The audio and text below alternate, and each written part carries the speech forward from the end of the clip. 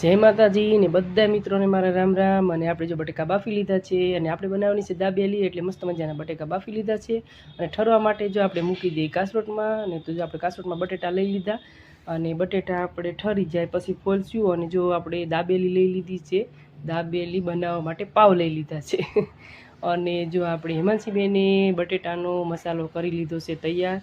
અને એના પપ્પા જો બેહી ગયા છે કેરી કાપવા, કેમ કે અત્યારે મળે નહીં હજી આપણે કેરી કાપવાના જે ઓલો હુડી કે એ મળે નહીં, એટલે આપણે ઘરે જ કાપવી પડી કેરી। એટલે જો રાહુલ બેહી ગયા છે કેરી કાપવા અને કામ્યાબેન પણ એના પપ્પાની મદદ કરાવવા વયા ગયા છે।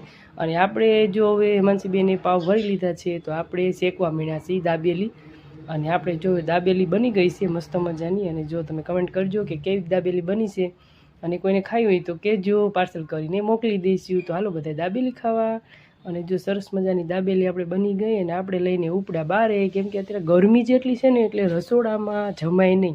નકર તો આમ તો અમે રસોડામાં જ બધા બેન જમી લઈએ, પણ ગરમીના કારણે આપણે ઓસરીમાં જમવા બેવાનું છે। તો જો દાબેલી આપણે લઈ લીધી છે અને હવે બધાય બેસી જશે જમવા ધીમે ધીમે।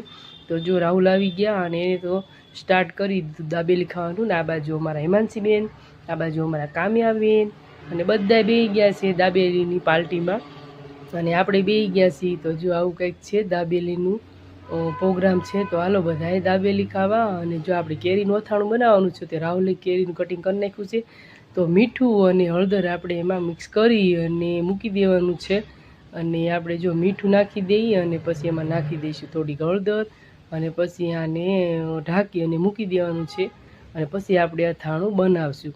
તો જો સરસ મજાની કેરી છે અને એમાં આપણે હળદર મીઠું મિક્સ કરી લઈએ। તો જો ઘણી બધી કેરી છે, 4-5 કિલા જેવી કેરી છે, એટલી આપણે લઈ લીધી છે અથાણું બનાવવા માટે। તો તમે પણ અથાણું બનાવતા છો કમેન્ટ કરજો અને કેટલું બનાવો છો। મેં તો 5 કિલા જેવી કેરી લઈ લીધી છે અથાણું બનાવવા માટે, અને બીજી હજી કેરી પડી છે એનો આપણે મુરબ્બો પણ બનાવશું। પણ આ પહેલાં આપણે અથાણું બનાવી લઈએ, પછી આપણે મુરબ્બાનો વારો આવશે। તો એવું છે બધું। અને આપણે મિની વ્લોગ અહીંયા પૂરો કરીશું। તમને કેવું લાગ્યું કમેન્ટ કરજો અને બધાને રામ રામ।